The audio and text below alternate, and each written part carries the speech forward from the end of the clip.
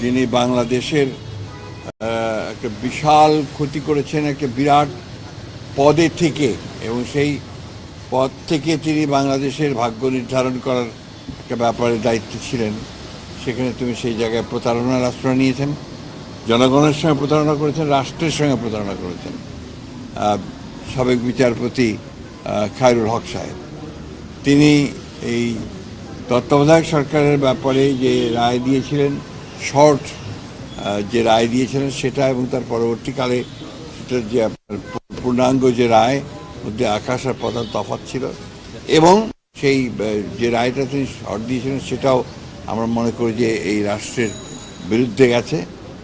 বিলম্বে হলেও যে এতদিন পরে তার বিরুদ্ধে যে ব্যবস্থা গ্রহণ করেছে সরকার, সেই জন্য সরকারকে আন্তরিক ধন্যবাদ জানাচ্ছি। এবং সঠিকভাবে তার তদন্ত হবে সব বিষয়গুলোর, এবং তার সঠিকভাবে তার বিচার কার্য সম্পাদন হবে, সেটাই আমরা আশা করি।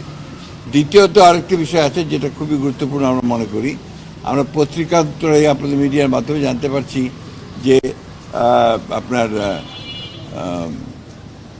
শিশু একাডেমির যে ভবনটি রয়েছে আপনার এই কার্যালয়ের উল্টো দিকে, আপনার যে হাইকোর্টের পাশে, সেই ভবনটিকে ভেঙে ফেলার জন্য একটা আপনার কথাবার্তা চলছে, এক ধরনের প্রক্রিয়া গ্রহণ করা হচ্ছে, একটা প্রস্তাব নেওয়া হয়েছে। আমরা এটার বিরোধিতা করি, এবং শুধু বিরোধিতা করি এই কারণে যে এটা আপনার শিশুদের একটি বাংলাদেশের প্রতিষ্ঠান, সরকারের প্রতিষ্ঠান, যেটা দিয়ে শিশুদের বিভিন্ন রকমের তাদের যে গঠন, তাদের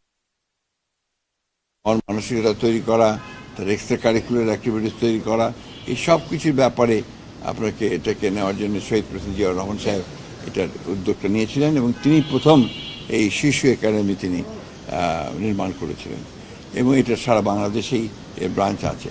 সুতরাং এটাকে ওইখান থেকে সরানোটা আমি মনে করি একেবারেই সঠিক সিদ্ধান্ত হবে না, এবং এ ব্যাপারে আমরা আমাদের খুব স্পষ্ট বক্তব্য যে আমরা চাই না যে শিশু ভবনটি সেই জায়গা থেকে আপনার স্থানান্তরিত করা হোক। এটা আমার মনে হয় যে জাতি গঠনের বলে আমরা আশা করি। এটাই রাজনৈতিক সংকটের জন্য তো খায়রুল হক দায়ী ছিল নিঃসন্দেহভাবে। 100% শাস্তি আপনারা চাচ্ছেন? এটা তো আমার বলা ঠিক হবে না, কারণ এটা আইনগতভাবে যে বিধানগুলো আছে সেই বিধানগুলো দেখে তাকে সেই প্রসিকিউট করে তার সেই বিধান নিশ্চিত করতে হবে। তবে দৃষ্টান্তমূলক শাস্তি হওয়া উচিত, যাতে ভবিষ্যতে কেউ ওই জায়গাটাতে বসে আর সেই জায়গার অপব্যবহার করে রাষ্ট্রের ক্ষতি করতে না পারে। সেটা আপনারা অবশ্যই সরকার দেখবেন, যারা এইভাবে আছেন তাদের ব্যবস্থা নেওয়া হবে। রাজনৈতিক সংকটের ডিটেইলটা বলেন যে ওনার যে রায়, না, ওনার রায়ের পরেই আমার যেটা হয়েছে সেটা হচ্ছে যে আপনার আমাদের তত্ত্বাবধায়ক সরকার বিধানটা বাতিল হয়ে পার্মানেন্ট করা হয়েছে, এবং যেটা বাংলাদেশের পরবর্তীকালের যত রকমের আপনার রাজনৈতিক সংকট তৈরি হওয়ার, সেই সংকটগুলো তৈরি হয়েছে এবং জাতি ক্ষতিগ্রস্ত হয়েছে। দ্বিতীয়ত হচ্ছে যে আপনার একটা মানে বিচার বিভাগ, যেটাকে আমরা মনে করি যে আপনার জুডিশিয়ারি সবচেয়ে বড় জায়গা, যেখানে আপনার সবচেয়ে আপনার মানুষের আস্থা থাকে, সেই আস্থাটাকে সম্পূর্ণভাবে তিনি ধ্বংস করেছেন, শুধুমাত্র তার রাজনৈতিক চিন্তাভাবনা এই কারণে, যেটা বাংলাদেশের সবচেয়ে বড় ক্ষতি করেছে বলে আমরা মনে করি। Thank you.